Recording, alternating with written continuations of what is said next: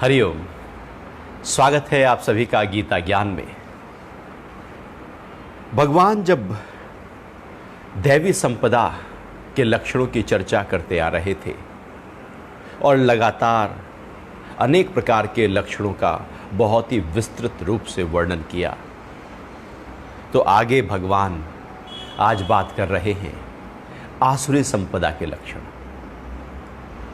कौन से हैं आसुरी संपदा के लक्षण?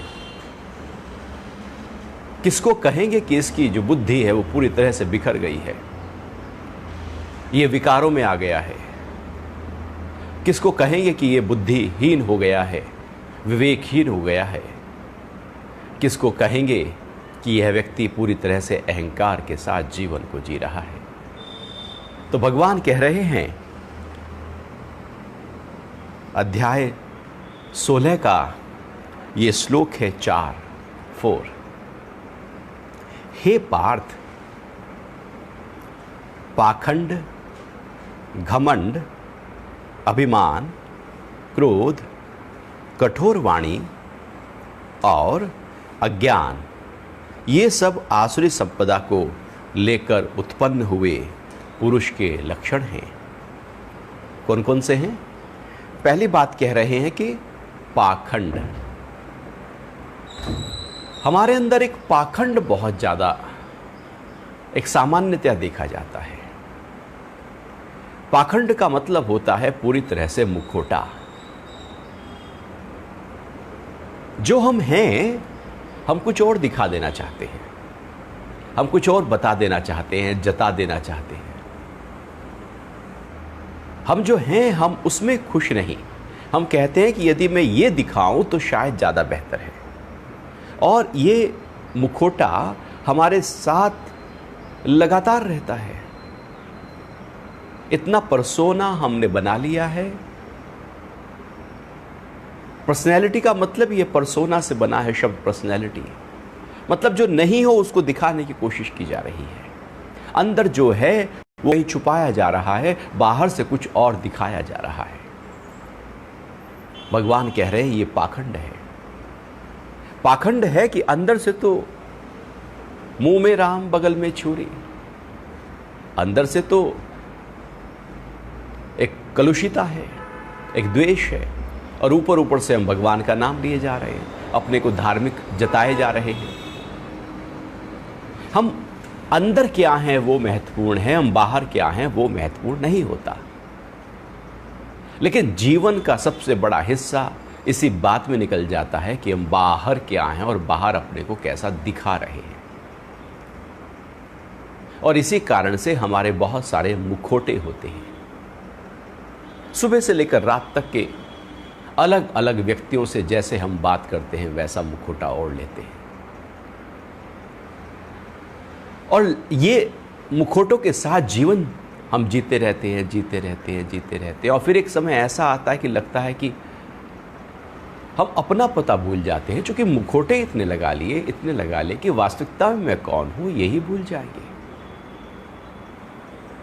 है नहीं, लेकिन बनकर बैठ गए। और इसलिए दिखाया था लोगों को कि भैया वो ऐसा समझे कि देखो कितने ज़्यादा ये अच्छे हैं। अच्छे हम बनने की कोशिश में लगे रहते हैं। मैं समाज को अच्छा दिखाई दूं, घर वालों को अच्छा दिखाई दूं, अपने वालों को अच्छा दिखाई दूं, ऑफिस में अच्छा दिखाई दूं। अच्छे अच्छे बनने की क्रिया में ये सब पाखंड है। अच्छे हो नहीं, बना जा रहा है। अच्छे बनो मतलब अच्छे हो नहीं। ये तो बनना तो ऊपर से हो गया। बन बन के कब तक चलेंगे? बन बन के कब तक रहेंगे? ये बन बन के जीवन कब तक होगा? जो यथार्थ है वो कहीं खो गया है। जो वास्तविकता का कोई पता नहीं है वो लापता हो गया है। केवल अपने आप को ऐसे दर्शाया कि लोग मुझे अच्छा कहें। और लोग अच्छा कहें तो हर व्यक्ति के लिए अच्छा अलग अलग होता है।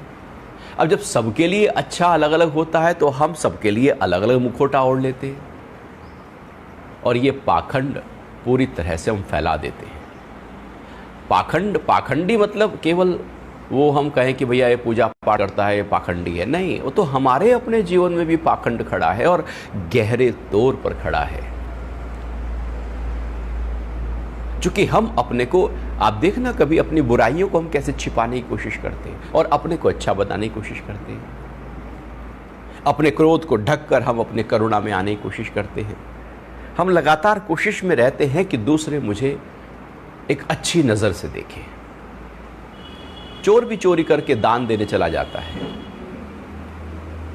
वो कुछ और दिखाना चाह रहा है, वो है कुछ और, दिखाना कुछ और चाह रहा है। जब हम होते कुछ और हैं, दिखाते कुछ और हैं, आदतें कुछ और हैं,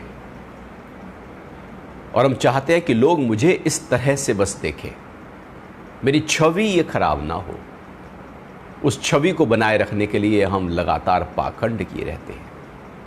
ये पाखंड हमें कहां पहुंचाएगा? किसको भुलावा दे रहे हैं? वो तो भूल जाएंगे। बाहर वालों को तो अपने से ही मतलब नहीं है, किसी को दूसरे से तो क्या मरेगा, उन्हें फुर्सत नहीं है। हम जबरदस्ती सोसाइटी के लिए बहुत कुछ ऐसा कर लेते हैं जिससे हमारा अपना स्वरूप कहीं खो जाता है,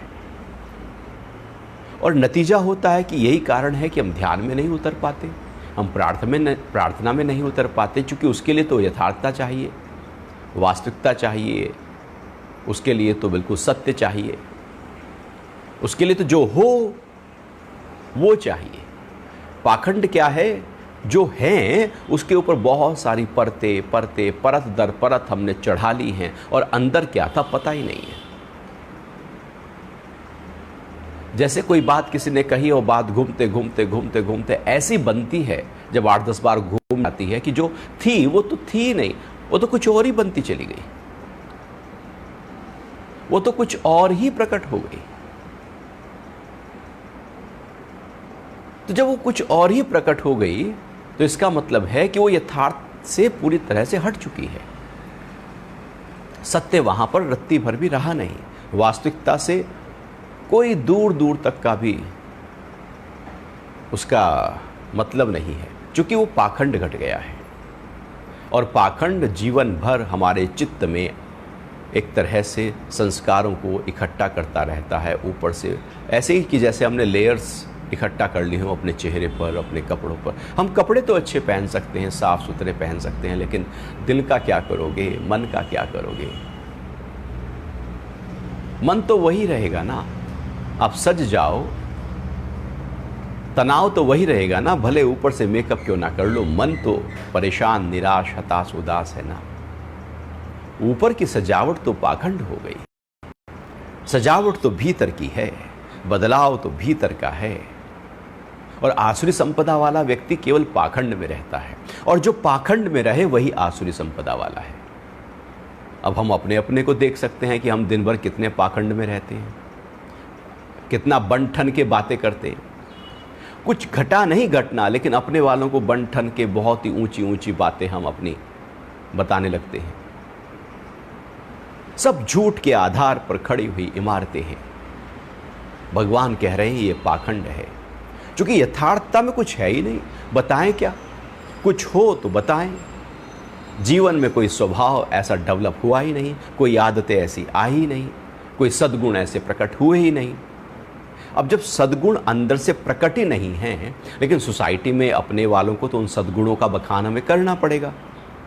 तो अब जो नहीं है उसका बखान करने के लिए हम पाखंड का रूप लेते हैं, अर्थात जो नहीं है उसको दर्शा रहे होते हैं, उसी समय पाखंडी हो जाते हैं।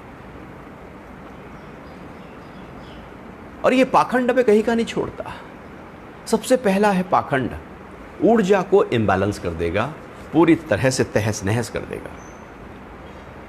क्योंकि पाखंड में हम वास्तविकता से दूर हट चुके होते हैं, यथार्थता से दूर हट चुके होते हैं। तो भगवान ने पहले ही कहा कि पाखंडी आसुरी संपदा वाला व्यक्ति होगा, और फिर वो दूसरी बात कह रहे हैं कि भैया घमंड। अब ये घमंड भी हमारे अंदर, घमंड का मतलब है कि एक ऐसा अहंकार, एक ऐसा अभिमान जो है नहीं, लेकिन हम उसको किए जा रहे हैं। घमंड का मतलब है झूठा अभिमान। ऐसे ही कि जैसे बंदर को मिली अदरक की गांठ और वो कहने लगा मैं तो पंसारी, मैं तो चलो दुकान खोल लेता हूं पंसारी की। छोटा सा था, वो भी नहीं था उसका, वो भी चुरा कर ले आया था और उसने कहा कि मैं कुछ हूं। हम ऐसे ही जीवन को जीते हैं, मैं कुछ हूं। वास्तविकता में देखा जाए तो कुछ भी नहीं है। कुछ हो तो उसका अभिमान करो तो अभिमान, कुछ है ही नहीं और फिर भी अभिमान किए जा रहे हैं तो घमंड है। एक झूठा अभिमान घमंड कहला देता है। हम क्यों अपने आप को इस घमंड में लेकर आते हैं? होते हैं बहुत से लोग, वो पता नहीं किस बात का घमंड लिए रहते हैं। ऐसे बन ठन के चलेंगे, सीना फुलाकर चलेंगे, मुंह फुलाकर चलेंगे, सिर उठाकर चलेंगे, है नहीं। जैसे किसी के होता है ना कि मैं उसको जानता हूं, अब इस बात का घमंड किए जा रहा है, मैं उसको जानता हूं। अब ठीक है, तू उसको जानता है, वो भी तुझे जानता है क्या? और उतना ही जानता है क्या? और जब तुझे जरूरत पड़ेगी तब क्या वो दिन रात तेरे लिए खड़ा है क्या? खाली जानने से झूठे घमंड हम लिए बैठे रहते हैं, या मुझे ये नॉलेज है नहीं। लेकिन एक झूठा घमंड हमने पाल लिया है कि मुझे तो, हमने 2 श्लोक याद किए नहीं और हमने कहा कि मुझे तो सब कुछ ज्ञान पता है। थोड़ा सा धन आया नहीं, हम कहें कि हमने सबसे ज्यादा अमीर हम ही हो गए। थोड़ा सा स्वास्थ्य आया नहीं कि सबसे स्वस्थ हम ही हो गए। ये घमंड एक झूठी प्रक्रिया है जो हमको हमारी यथार्थता से हटा देती है।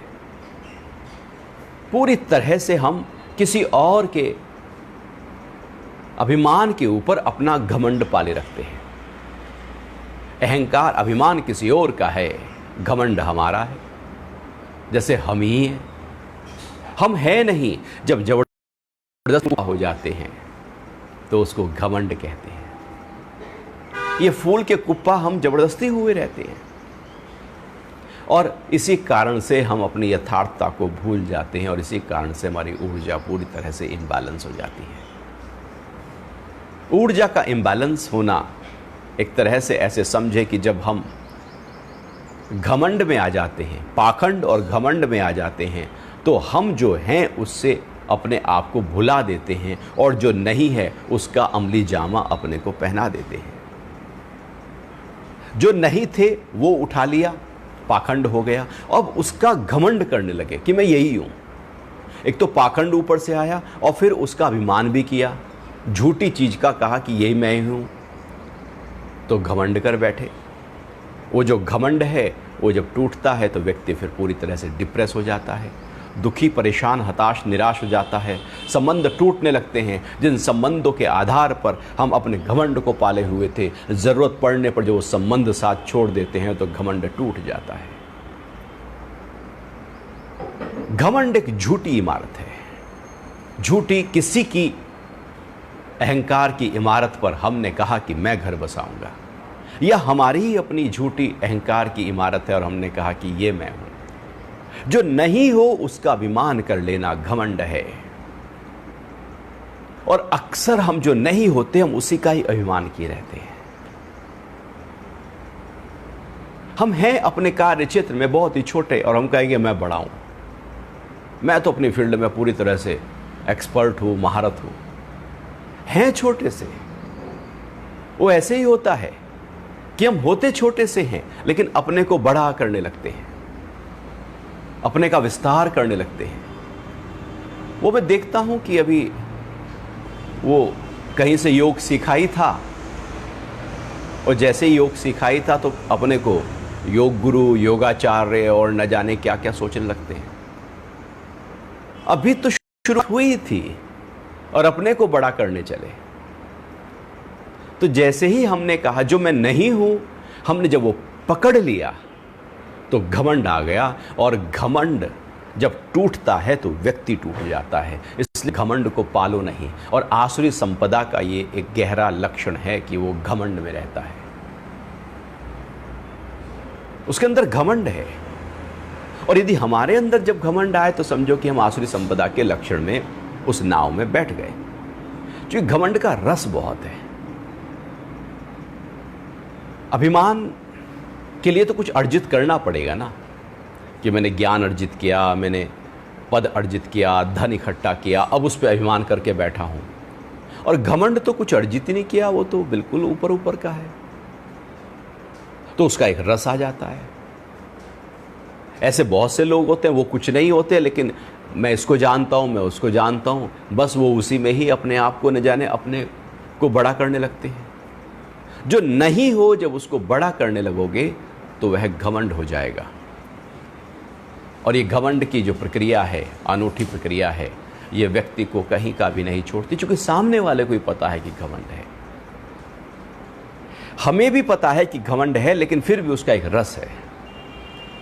जैसे हमें भी पता है कि चाय पीने से एसिडिटी बढ़ेगी, लेकिन फिर भी हम चाय की चुस्की लेकर उसका मजा लेते रहते हैं। पता है कि ये झूठा है, पता है ये अहंकार मेरा नहीं है, किसी और का है, लेकिन कई बार ऐसा होता है कि जो मेरा नहीं होता उसी को मैं कहता हूं कि ये मेरा ही है। वही घमंड है, और उसकी वजह से हमारी पूरी ऊर्जा असंतुलित हो जाती है, हमारा अहंकार और बिखर जाता है। बिखरा हुआ अहंकार घमंड है। अहंकार हो सदा तो हो, कम से कम। एक तो वही समस्या की जड़ है, और उसमें और जैसे कहते हैं ना, सोने पे सुहागा और सुहागे पे सुगंध, तो ये एक ऊंची प्रक्रिया हो गई। और कहते हैं कि वो पहले से कड़वा था, ऊपर से नीम, तो कड़वे के ऊपर नीम और करेले के ऊपर नीम, मतलब एक तो पहले से ही अहंकार गड़बड़ है, ऊपर से घमंड कर बैठे। नतीजा यही होता है कि हमारी बुद्धि पूरी तरह से बिखर जाती है और मन में अनेक प्रकार के रोग पैदा होते हैं। ये सारे लक्षण जो आसुरी संपदा के हैं, आप देखना, तनाव देते हैं, क्रोध देते हैं, चिड़चिड़ापन देते हैं, उद्विग्नता देते हैं, डर देते हैं, घबराहट देते हैं, मन के सारे रोग, मेंटल हेल्थ हमारी जो गड़बड़ाई है, वो मेंटल हेल्थ जो गड़बड़ा रही है, समझो कि हमने आसुरी संपदा के लक्षणों को अपने जीवन में पकड़ा था। आप देवी संपदा का एक लक्षण पकड़ के देखो, आपका मन एकदम शांत हो जाएगा, ठहर जाएगा, हल्का हो जाएगा, चेहरे पर प्रसन्नता और दिव्यता प्रकट होने लगेगी। क्यों प्रकट होने लगेगी? क्योंकि मन को सबसे ऊंचे स्तर पर ले जाती है दैवी संपदा, और मन को निचले स्तर पर ले जाती है आसुरी संपदा। आसुरी संपदा वाला कभी भी खुश अंदर से रह नहीं सकता, आनंद में नहीं होगा, मौज नहीं करेगा जीवन को, वो कुड़ता ही रहेगा, परेशान ही होता रहेगा, अंदर उसके कुछ चलता रहेगा, वो कुछ जीवन में कर भी नहीं पाएगा। उसकी तरक्की केवल और केवल स्थूल रूप से तो हो सकती है, लेकिन अंदर के स्तर से नहीं होगी। उसकी बिल्डिंग बाहर तो बड़ी हो सकती है, लेकिन अंदर की बिल्डिंग छोटी ही रह जाएगी,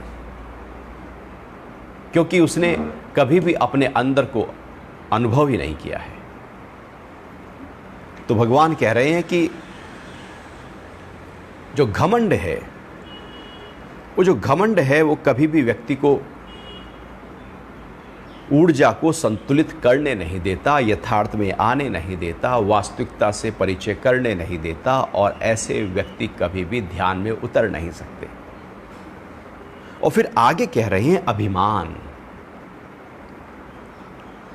मतलब अहंकार जो है, उसका अहंकार किया हुआ है। मेरे पास धन है तो उसका अहंकार है, तो उसका अहंकार है, कोई पद है तो उसका अहंकार है, कोई संबंध है तो उसका अहंकार है, कोई मित्र हैं तो उनका अहंकार जो है, मैंने उसको अहंकार कहा कि वो ये है, और हम ऐसे तन के चलते हैं। अब वो अहंकार ही अपने आप में दोष है।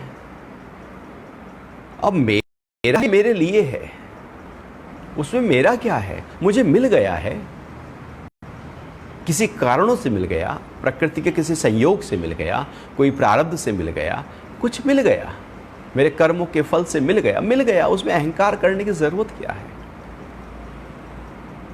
क्योंकि जो मिला है वो जाने में देर थोड़ी लगती है, अच्छों का चला जाता है। अच्छों अच्छों का बल चला जाता है, पद चला जाता है, धन चला है, बड़े बड़े राजा महाराजा सब निकल गए हैं। ये अहंकार तो बिल्कुल छुई मुई है। ये बेकार का अहंकार हमने पाला है कि मैं कुछ विशेष हूं। ऐसे ही आप देखना, आप 8-10 रिश्तेदारियां सबकी होती हैं और सब रिश्तेदारी कहते हैं मैं कुछ विशेष हूं। सब अपने के अंदर कुछ अहंकार पाले हुए हैं और यही अहंकार, यही अभिमान, अहंकार का जो वास्तविक रूप है वो अभिमान है और अभिमान का जो झूठा रूप है वो घमंड है। और हमने अभिमान जो है उसी का अभिमान पाल लो, तो फिर जो वास्तविकता में हम हैं, अभिमान तो उसका होता है जो बाहर से कोई चीज़ें हमारे पास आई। कुछ भी आप बाहर से लेकर आओ, धन बाहर से आया, पद बाहर से आया, कुछ भी बाहर से आया, आपने उसे कहा ये मैं, मेरा और मेरे वाले, बस ये अभिमान हो गया और आप उसी में ही रह रहे हो। अहंकारी व्यक्ति आसुरी संपदा वाला है। अच्छा, काहे का अहंकार? क्या करोगे अहंकार करके? अहंकार दूरी पैदा करता है। जिससे भी आप अहंकार करो उससे आप दूरी कर रहे हो। जीवन नजदीकियों से चलता है। योग का मतलब है जुड़ना। हम दूरियों में, हम तो घर में 4 लोग अपने आप, चारों के अपने अहंकार हैं। हम सबने अपने अहंकार पाले हुए हैं। जितने मुंडे उतनी मुंडी,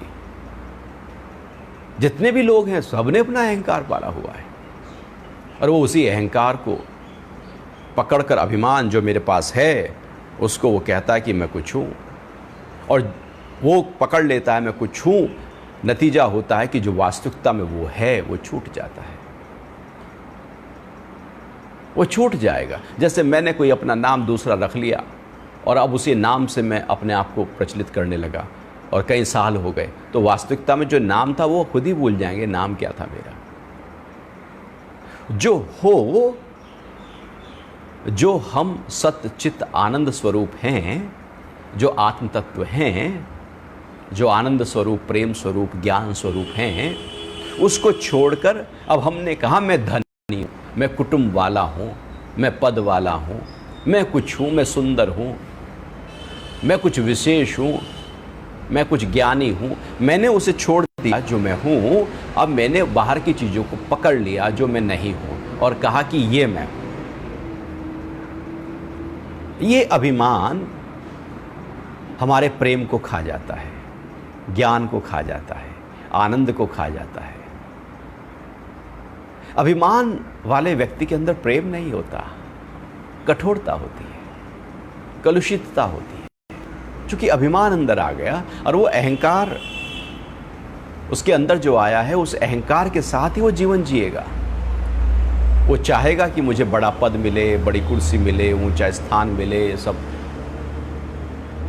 मुझे पूजें, माला बनाएं, सब मेरा आदर सत्कार करें, मैं कुछ विशेष हूँ।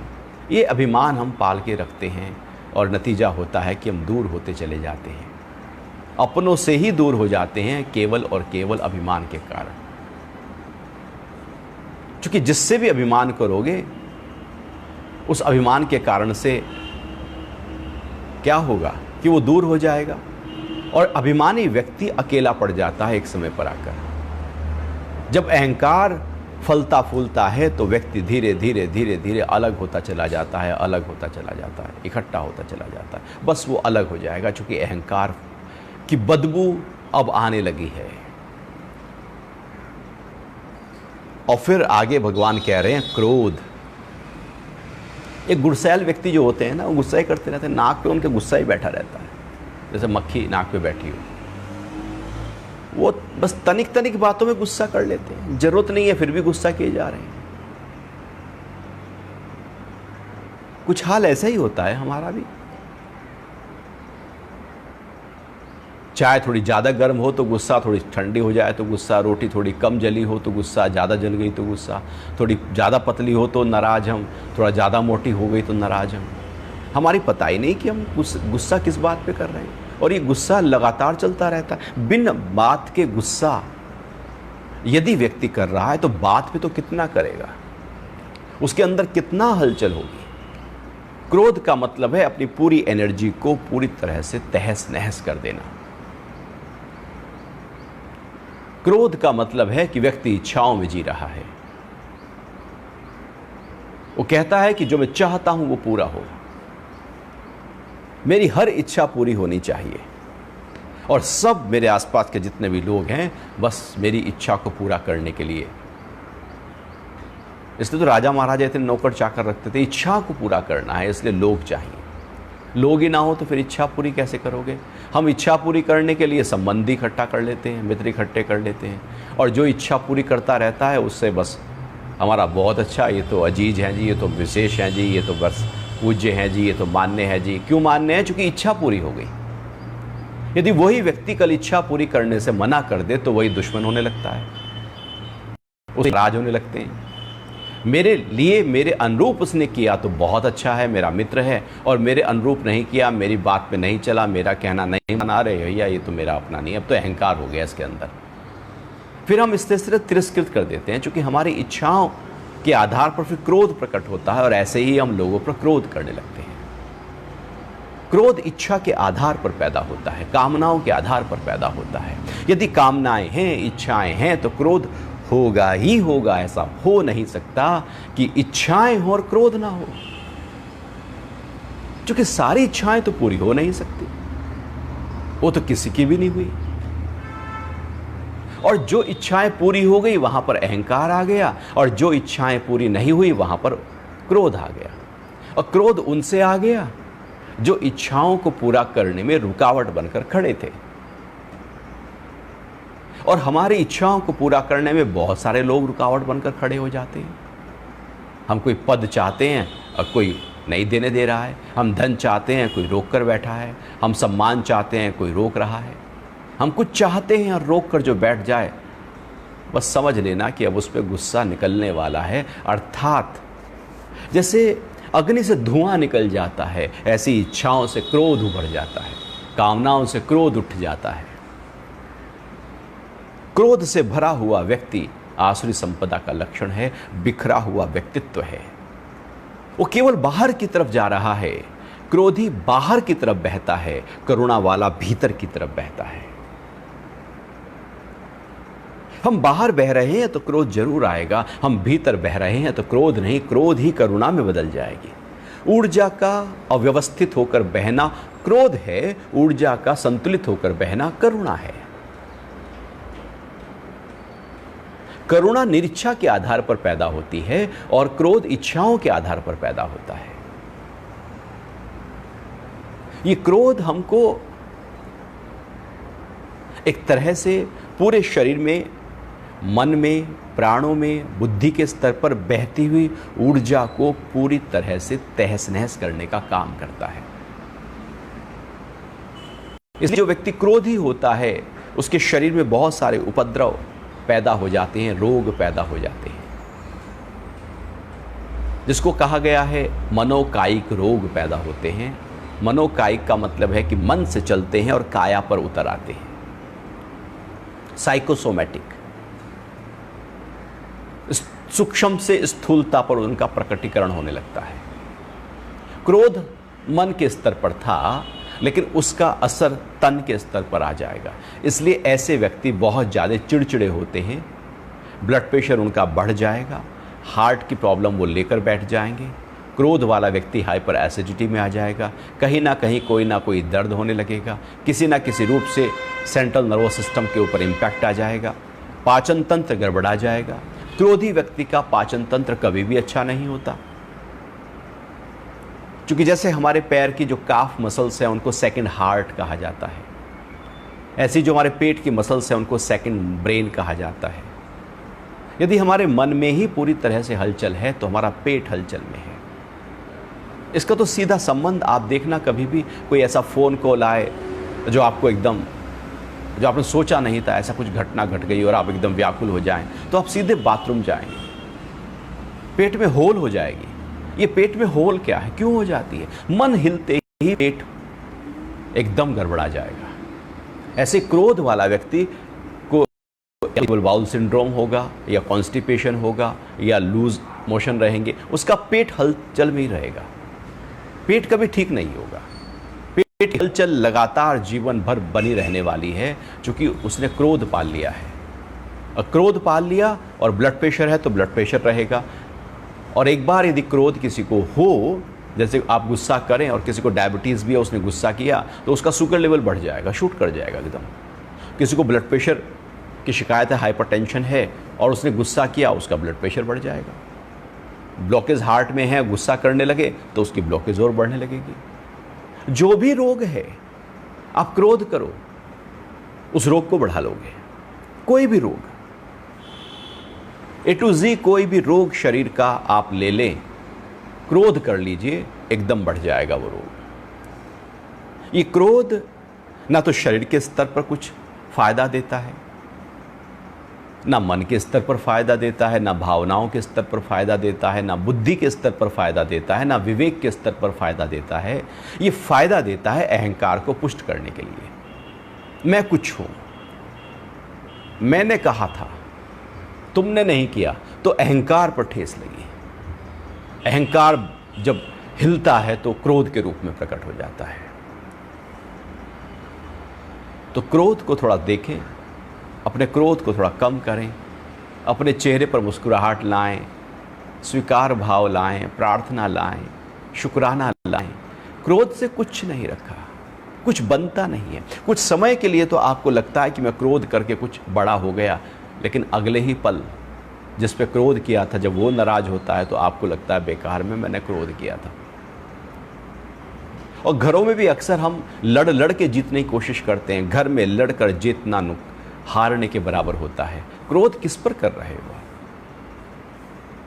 क्यों कर रहे हो? अपने क्रोध को तो हम इनर इंजीनियरिंग करके उसको पूरी तरह से करेक्ट करें, उसकी सर्जरी करें ना। तो क्रोध के पीछे बैठा है काम, उस काम को, उस इच्छाओं को दूर करने की कोशिश हमारी हो तो जाएगा, अन्यथा वो क्रोध रहेगा। और जब क्रोध है तो आसुरी संपदा है। अब असुर की तरह, जैसे असुरों में क्रोध है। आप कभी देखना कोई पुरानी पिक्चर हो और उसमें राक्षस दिखा रहा हो तो उसके चेहरे पे क्रोध ही रहेगा। ऐसे आँख ऐसे फैली हुई हैं, नाक के फफूंद एकदम उठे हुए हैं, भवें तनी हुई हैं, चेहरे माथे पर भी कुछ बल पड़े हुए हैं, जैसे बस अभी खून शरीर सिर से और चेहरे से बाहर निकला है। और आप देवता को देखना, वो सौम्य दिखाई देंगे, नम्रता के साथ मुस्कुराते हुए, ठहरे हुए एकदम। वो दैवी संपदा है और एक आसुरी संपदा है। आसुरी संपदा मतलब जब हम क्रोध में आते हैं तो हम असुर बन जाते हैं। तो असुर हम क्यों बने? क्रोध हमें असुर बना देता है। भगवान कह रहे हैं क्रोध, और फिर कह रहे हैं कठोर वाणी। अब जब व्यक्ति पाखंड में होगा, घमंड में होगा, अभिमान में होगा, क्रोध में होगा, तो उसकी सारी वाणी तो कठोर ही होगी। वो कहाँ कोमल सौम्य बोलेगा, कहाँ उसकी वाणी में शीतलता होगी, कहाँ उसकी वाणी में ज्ञान और प्रेम होगा। उसकी वाणी तो कुटिल होगी, कठोर होगी, कांटों की तरह होगी, चीर देगी दूसरों को। हमारे शब्द दूसरों को चीरने का काम करते हैं, पूरी तरह से तहस नहस करने का काम करते हैं। हमारे शब्द कैंची बने हुए हैं, वो काट रहे हैं लोगों को, उनके भावनाओं को, उनके प्रेम को, संबंधों को हम काट रहे हैं। हमारे शब्द सुई की तरह हो जाएं, सिलने का काम करने लगे। जो दो विपरीत हैं उनको भी हम योग में ले आए। हमारे शब्द ठहरे हुए हों, ज्ञान से भरे हों, प्रेम से भरे हों। लेकिन हम तो कठोर वाणी बोलते हैं। आप देखना, अपनी वाणी को आप रिकॉर्ड करना सुबह से लेकर रात तक की, कितनी कठोरता उसमें भरी हुई है। आखिर उस कठोर वाणी से हल क्या होने वाला है, मिलने क्या वाला है? कुछ भी नहीं मिलेगा। और वाणी तो कठोरता के लिए बनी ही नहीं थी, वो तो गलत प्रयोग कर लिया हमने। ऐसी वाणी बोलिए मन का आपक होए, औरन को भी शीतल करे, अपने को भी शीतल करे। वाणी का मतलब है दो व्यक्तियों में हो रहा संवाद वाणी से होता है। तो संवाद आपका प्रेम, ज्ञान, ध्यान, आनंद से भरा हो ना, शीतलता से भरा हो, वो संवाद कठोरता से, अभिमान से, निंदा से, कुटिलता से भरा हुआ ना हो। हमने अपने अंदर अपनी वाणी को बिखेर कर रखा है। चूंकि अंदर चित्त बिखरा है तो वाणी भी बिखरेगी। वाणी को साधो, चूंकि वाणी ही हम है। हमारी पहचान वाणी से होती है। वाणी के अलावा हमारी कोई पहचान नहीं। हम क्या बोलते हैं उससे हमारा आकलन होता है। आप कभी कॉर्पोरेट में जाकर देखना, वहाँ पर जब इंटरव्यू होता है, आप क्या बोल रहे हैं। दो एक ही तरह के, एक ही डिग्री लेकर आए हुए बच्चे हैं और वो क्या किस तरह से बात कर रहे हैं, उसी बात के आधार पर, उन शब्दों के आधार पर तय हो जाती है कि इसकी सैलरी क्या होगी। केवल इंटरव्यू के आधार पर तय हो जाता है एडमिशन होगा या नहीं होगा।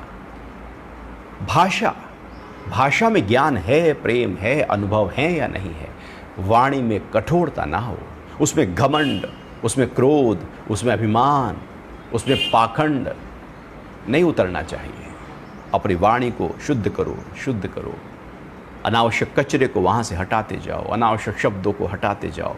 तब आप पाएंगे वाणी में दिव्यता प्रकट हो गई। और जब वाणी में दिव्यता प्रकट होती है तो ऐसा व्यक्ति की वाणी सफल हो लगती है, और इसी को वरदान कहा जाता था। और अभिशाप और श्राप भी यहीं से ही पनपते थे। और यदि वाणी कठोर है तो फिर कुछ भी नहीं, वो बिल्कुल कोई सुनेगा नहीं। कठोर वाणी के लिए कोई नहीं सुनता। आप गुस्सा करते रहो, लोग कहेंगे तो ऐसे ही हैं, पागल हैं, बोलते रहते हैं। कठोर वाणी वाले व्यक्ति बिल्कुल अलग हो जाता है, क्योंकि उसकी बुद्धि बिखर गई है। फिर आगे कह रहे हैं, और अज्ञान, ये सब आसुरी संपदा को लेकर उत्पन्न हुए पुरुष के लक्षण है। अज्ञान, एक होता है ज्ञान, एक है अज्ञान। अज्ञान का मतलब है अपने को न जानना। जो आप हैं,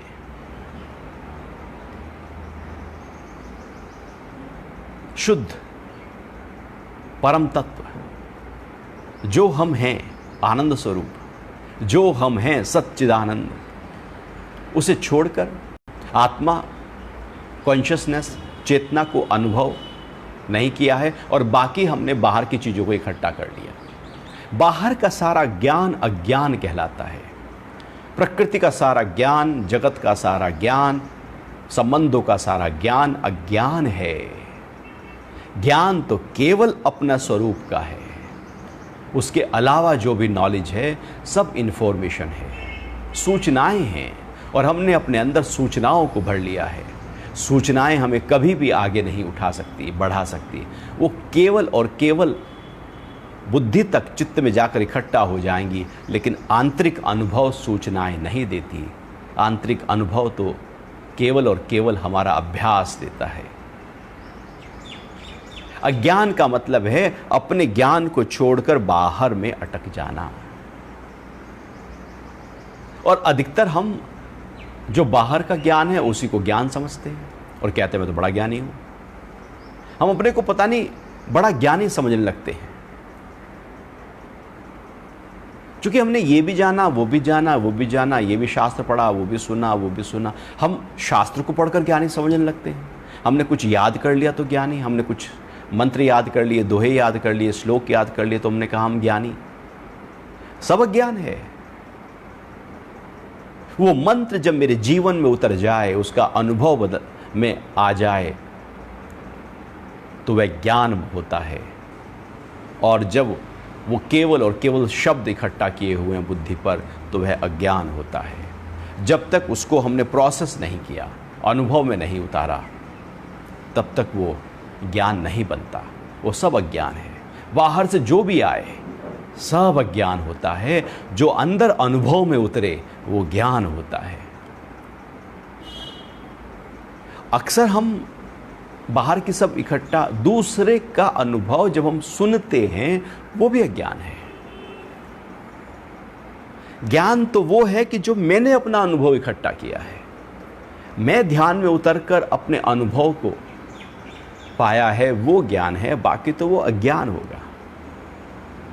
और हम जीवन भर कुछ ना कुछ अज्ञान इकट्ठा किए जा रहे हैं, अज्ञान इकट्ठा किए जा रहे हैं और असुरता की ओर जा रहे हैं। आसुरी संपदा के लक्षण इकट्ठे किए जा रहे हैं। दैवी संपदा वाला तो ज्ञान की तरफ लालायित रहता है। वो ज्ञान की तरफ बढ़ता है, ज्ञान की तरफ उसकी रुचि होती है, अज्ञान की तरफ नहीं, ज्ञान की तरफ, अपने को जानने की, स्वाध्याय की, ध्यान की, सत्संग की, गुरु के वचनों पर चलने की, अपने स्वरूप में लगातार टिक जाने की उसकी रुचि है। और वो जो सुन रहा है, समझ रहा है, सीख रहा है, पढ़ रहा है, उसको अपने पूरी तरह से इम्बाइब करने में उसका भाव होता है कि वो उतर जाए उसके हृदय में। जो बुद्धि ने सीखा वो हृदय में, और जो हृदय में उतरा वही उसके कर्मों में प्रकट हो जाए। तो अन्यथा वो सब अज्ञान है, और हम जिसको ज्ञान कहते हैं वो भी कहीं ना कहीं अज्ञान ही होता है। यदि ज्ञान है तो आप उसको कहेंगे नहीं कि ज्ञान है। अनुभव जब प्रकट होने लगता है तो भाषा से हट जाता है, भाषा टूटी हो जाती है, छोटी हो जाती है। ज्ञानी व्यक्ति ये यदि कह रहा है कि मुझे ज्ञान है तो समझो कि ज्ञान है ही नहीं। क्योंकि ज्ञान जब होने लगता है तो लगता है कि मुझे तो बिल्कुल इतना सा आता है, इस पूरे ब्रह्मांड में, अनंतता में मेरे पास तो नॉलेज इतनी सी है। उस परम तत्व का जो विस्तृतता है, विशालता है, अभी तो मैंने थोड़ा सा अपने उस आत्म तत्व को जरा सा जाना है। ज्ञान की सीढ़ी पर चढ़ते चढ़ते हम जान लेते हैं कि हम कितने क्षुद्र हैं, कितने क्षुद्र हैं, छोटे हैं, बूंद की तरह हैं, कण की तरह हैं। कहते हैं कि अभी तो कुछ भी नहीं जाना, अभी तो बहुत जानने को शेष है। अज्ञान में हम थोड़ा सा जान लें तो हम कहते हैं हम तो बहुत कुछ जानते हैं। अज्ञान में थोड़ा ही बहुत कुछ हो जाता है, और ज्ञान में बहुत कुछ जब ज्ञान हो भी जाए तो लगता है कि अभी तो कुछ जाना ही नहीं, अभी तो बिल्कुल, अभी तो शुरुआत ही हुई है, अभी तो जानने को शेष है, सारा ही कुछ पड़ा है।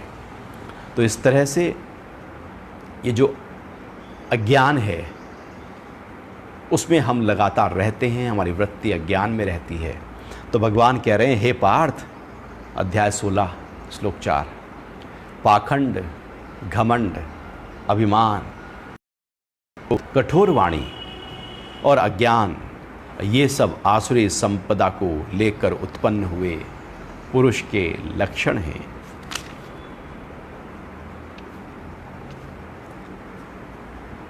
और अभी समय हुआ है प्राणायाम और ध्यान के अभ्यास का, तो हम उसका अभ्यास करते हैं। एक बार जरा जो काफ़ी देर से बैठे हैं वो खड़े हो जाएं, थोड़ा स्ट्रेच कर लें अपने आप को।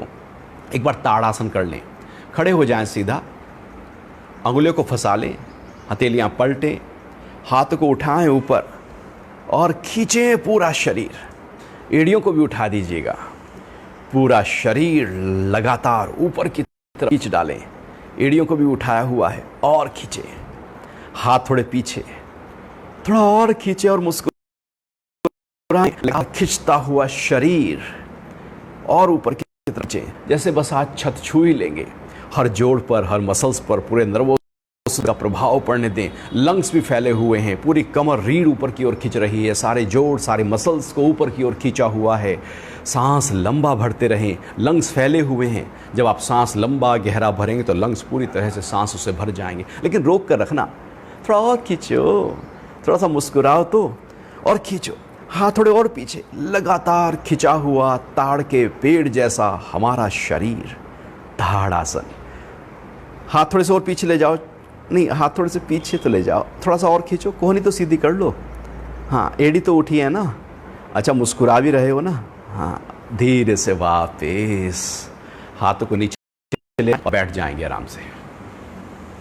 प्राणायाम एक अनूठा अभ्यास, योग का, ऋषियों की एक ऐसी देन जिससे व्यक्ति अभ्यास करके अपने इस जीवन की यात्रा को मजबूती दे सकता है, बल दे सकता है, दीर्घ आयु दे सकता है। एक ऐसी देन जिससे अपने मन को तनाव मुक्त कर सकता है, भय मुक्त कर सकता है, दुख मुक्त कर सकता है। एक ऐसी देन है जिससे हम अपनी बुद्धि को विवेक की तरफ ले जा सकते हैं। एक ऐसी देन है जिससे हम अपने चित्त के पड़े हुए संस्कारों का नाश कर सकते हैं। प्राणायाम एक अनूठा अभ्यास है जो शरीर के स्तर, मन के स्तर पर, भावनाओं के स्तर पर, बुद्धि के स्तर पर और आत्मिक स्तर पर हमारा कल्याण करने लगता है। ये जो प्राण है, ये एक छोर से तो प्रकृति से जुड़ा है और दूसरे छोर से आत्मा से जुड़ा है। ये प्राण ही है बीच में, जिससे चलता है ये शरीर। हर सेल प्राण से चलता है। शरीर का हर अंग प्रत्यंग और छोटे से छोटी इकाई केवल और केवल प्राण से अपने को जीवन पाती है।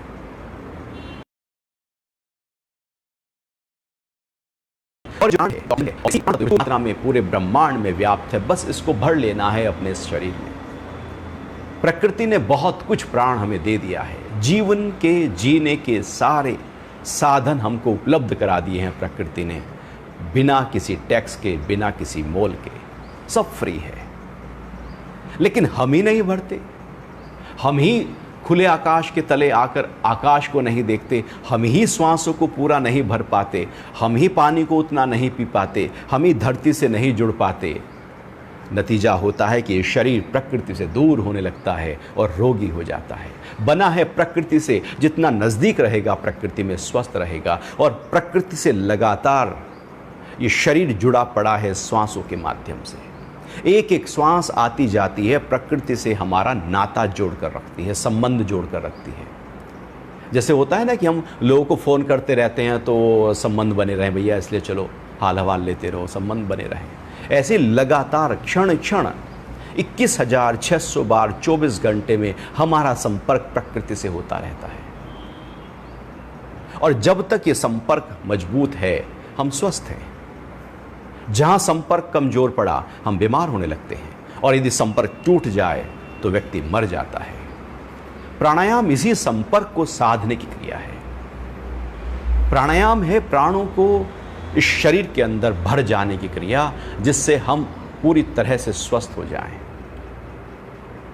आज कोरोना काल में जब ऑक्सीजन की कमी कोरोना वायरस के कारण से शरीर पर जब वो अटैक करता है हमारे लंग्स के ऊपर, तो फेफड़े उस योग्य नहीं रहते कि वो ऑक्सीजन को ले पाएं, खींच पाएं। है उपलब्ध, लेने की शक्ति खत्म हो जाती है। तब ऑक्सीजन वैल्यू का पता लग रहा है। ऑक्सीजन तो थी ही, अब पता लग रहा है, गांव गांव तक पता लग गया कि ऑक्सीजन की वैल्यू क्या है। ऋषि तो कहते हैं वेदों के काल से कि प्राणों की उपासना करो, इस ऑक्सीजन को, जिससे आप पूरे शरीर में पूरी अधिक से अधिक भर सको, इसको भरो, रोज करो प्राण उपासना। इसलिए हमारी संध्या वंदन में भी अनुलोम विलोम प्राणायाम का समावेश किया गया था कि प्राणायाम जितना होगा, इसलिए कहा कि यज्ञ करो, उसके बाद प्राणों को अच्छी तरह से धारण करना। यज्ञ के अंदर जो औषधियाँ हैं वो हमारे शरीर में पूरी तरह से अपना प्रभाव डालेंगी।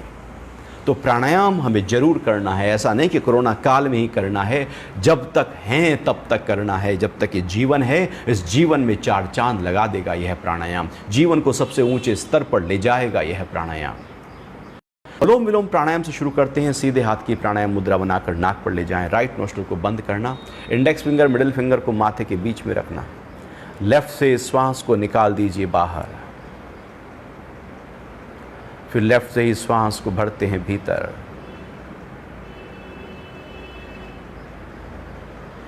पूरा भरने के बाद राइट से निकाल दें।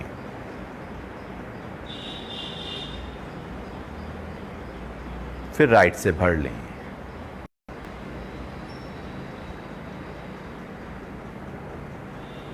और फिर लेफ्ट से निकाल दीजिए।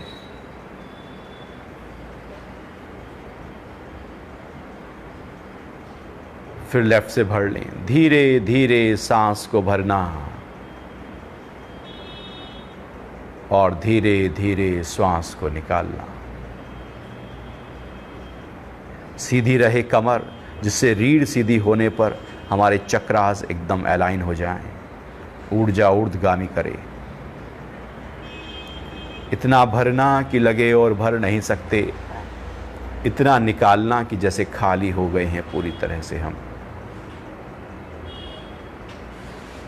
पूरा भरते जाओ और पूरा निकाल दीजिए। ध्यान को केवल प्राणों पर टिकाए रखें।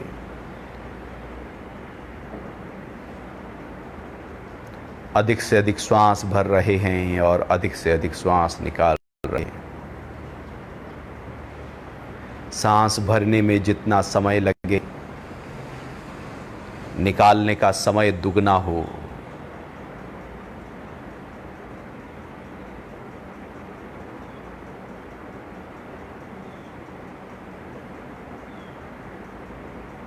मन को प्राणों के साथ लीन करके दीर्घ श्वसन और प्रश्वसन किया जा रहा है। अपने फेफड़ों में ऑक्सीजन को भरा जा रहा है। ये अभ्यास कुछ देर करते ही ऑक्सीजन लेवल बॉडी के अंदर, ब्लड के अंदर बढ़ने लगता है। फेफड़े सक्रिय हो उठते हैं। वायु कूपिकाओं में श्वास जाने लगता है। वो वायु कूपिकाएं जो सही प्रकार से स्वस्थ नहीं थी, अब स्वस्थ हो जाती है।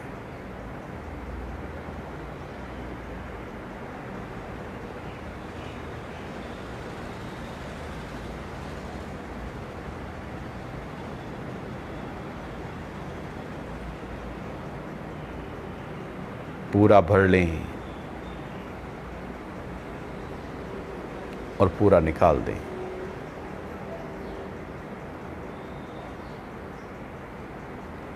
पूरा सांस भर रहे हैं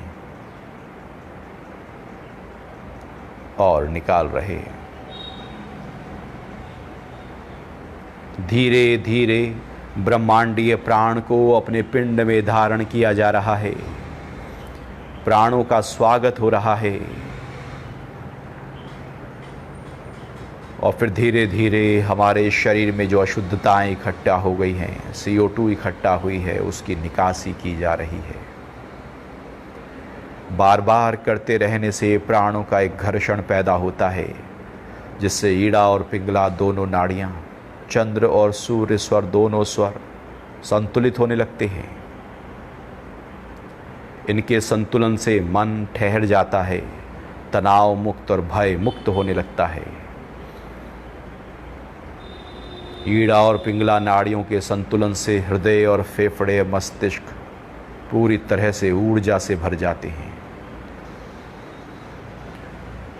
हो सकता है मन ऊब जाए इस अभ्यास को करते करते, लेकिन करते रहना, भरते रहना प्राणों को। एक बार यदि वायु कूपिकाओं में प्राण भर जाएं तो 24 घंटे तक वो कूपिकाएं सक्रिय रहती हैं। ऐसे रोज करते रहने से हम अधिक से अधिक अपने फेफड़ों को सक्रिय और स्वस्थ बनाए रखेंगे। अंत में राइट से भर लो और फिर लेफ्ट से श्वास को बाहर निकाल दीजिए।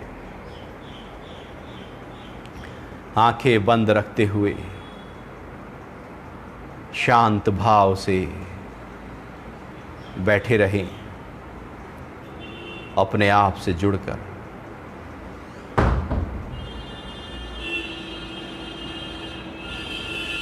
अब यहीं पर प्राणों को रोकने का अभ्यास थोड़ा करेंगे, जिससे फेफड़ों को और बल मिले। धीरे धीरे दोनों ही नासारंध्रों से श्वास भर लेना, भरते जाना, भरपूर भर लेना। जब लगे और भर नहीं सकते तो थोड़ा रोक कर बैठ जाना। कोई ज़बरदस्ती नहीं, जितना आप रोक सकें श्वासों को रोक लें। गिनती गिने आप, 10 गिनती, 15 गिनती, जितना आप कर सकें। सबकी सामर्थ्य अलग अलग है। जब लगे रोका नहीं जा सकता तो आहिस्ता से धीरे धीरे रोकते हुए, कंट्रोल करते हुए बाहर निकालते जाएं। निकालने में अनुपात 2 हो, दुगने समय में श्वास निकालें। पूरा खाली कर दें अपने को और फिर से श्वास भरना शुरू करें। भरते जाएं, पूरा श्वास भर लें। जितना अधिक से अधिक भर सके श्वासों को भर लीजिएगा। पूरे फेफड़े, पेट, डायफ्राम पूरी तरह से भर जाए, लगे कि और भर नहीं सकते। और फिर आहिस्ता आहिस्ता उसे रोक कर बैठ जाए। ठहराव दें, स्थिरता दें, कुंभक करें, रोक लें। मन ठहर गया, कुंभक करते ही रुक गया, एकाग्र हो गया, स्थिर हो गया, शांत हो गया। रोक कर रखें। कुंभक करते ही मन, शरीर की सारी उपद्रव थम जाते हैं। धीरे से श्वास को निकालना प्रारंभ करें। निकालते जाएं, निकालते जाएं, निकालते जाएं। पूरा श्वास निकाल दें, खाली कर दें। फिर से भरें, सांस को पूरा भरें। अधिक से अधिक श्वासों को भर लीजिए अपने शरीर के अंदर, पिंड के अंदर। और रोक कर बैठ जाएं प्रसन्नता के साथ, मधुरता के साथ, प्रेम भाव के साथ। ततक्षीयते प्रकाश आवरणम, चित्त पर जो आवरण इकट्ठा हो गए हैं, जो चेतना को ढक रहे हैं, उनका नाश कर देता है। मन के सारे रोग मिटा देता है प्राणायाम का अभ्यास। फिर धीरे धीरे श्वास को निकालना प्रारंभ करें। अंत में एक बार फिर पूरा श्वास निकल जाने के बाद झटके से नहीं निकालना, ज़बरदस्ती नहीं निकालना, धीरे धीरे करना। फिर से भरना शुरू करें, भरते जाएं, पूरा श्वास भर लें, अधिक से अधिक श्वास भर लीजिए और रोक कर बैठ जाएं। मुस्कुरा रहे हैं हम, खिले हैं भीतर से, प्राणों ने ऊर्जा दे दी है, ऊर्ध गति दी है, उत्साह उमंग और उल्लास से भरा है हमको। जितना रोक सकें फिर आहिस्ता आहिस्ता निकालना प्रारंभ करें, रोकते हुए, कंट्रोल करते हुए, रिदम के साथ धीरे धीरे श्वास के निकालने की क्रिया फेफड़ों को और बल दे देगी।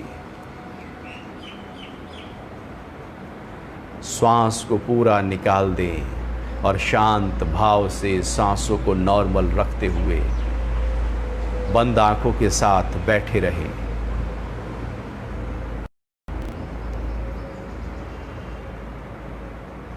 एक ठहराव है भीतर। मन को शांत करने के लिए भ्रामरी प्राणायाम करते हैं। सांस पूरा भर लेना, अधिक से अधिक भरकर जब श्वास निकालें तो भंवरे जैसी गूंज करेंगे। पूरे ब्रह्मांड में गूंज गुंजायमान है, जिसको नाद, अनहद नाद कहा जाता है, जो परमात्मा की एक ध्वनि है। ये जो अनहद नाद है, ये हमारे भीतर भी हो रहा है, बाहर भी है, भीतर भी है। इस गूंज, इस ध्वनि, इस नाद, इस अनहद को अनुभव करने के लिए हम भ्रामरी का अभ्यास करते हैं। भ्रामरी में हम श्वास भरकर इस नाद को एक ध्वनि करते हैं और कोशिश करते हैं ये ध्वनि, ये आहत नाद उस अनहद नाद से एकाकार करने लगे, अर्थात एक सामरसता स्थापित हो जाए।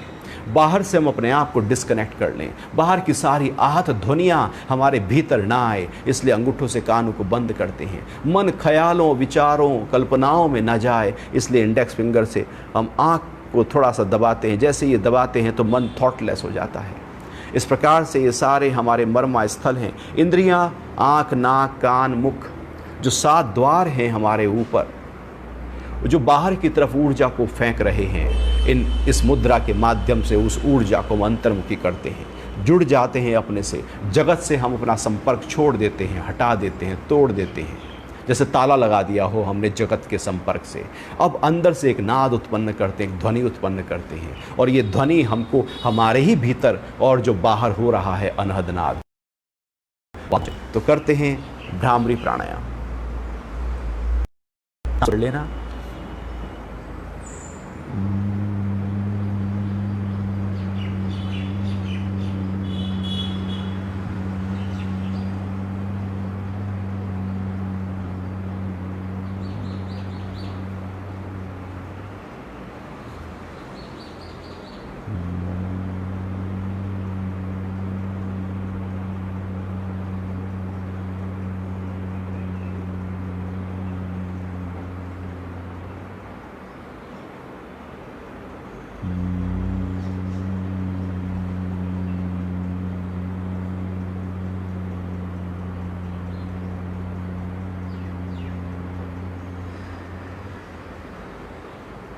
बार बार सांस भरा जा रहा है।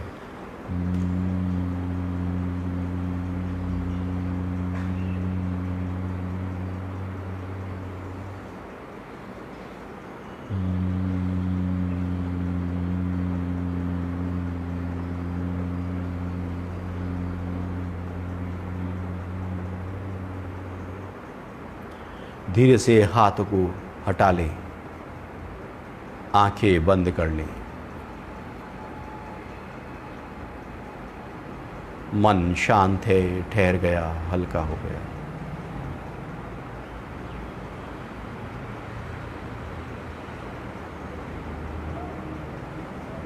भीतर ही भीतर परमात्मा को धन्यवाद क्रिया करें जो हमें जीवन दे रहा है, पल पल जीवन दे रहा है। उसका शुक्राना करते हुए ओम का जाप करेंगे।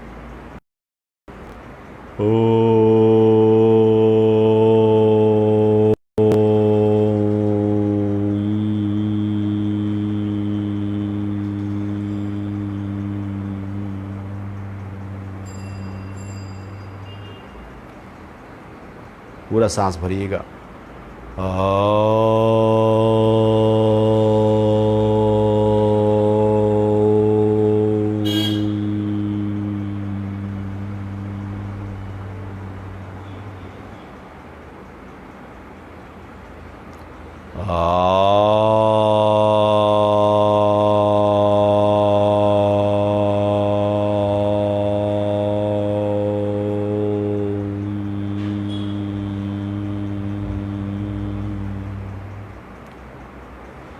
ओम शांति ही शांति ही शांति ही।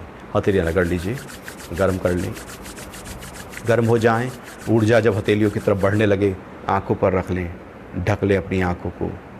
मन की शांति को अनुभव करें, अपने इस प्रेम भाव को, आनंद को अनुभव करें। इसी प्रेम और आनंद के साथ आज पूरा दिन बिताएं। हरि ओम। जय श्री कृष्ण।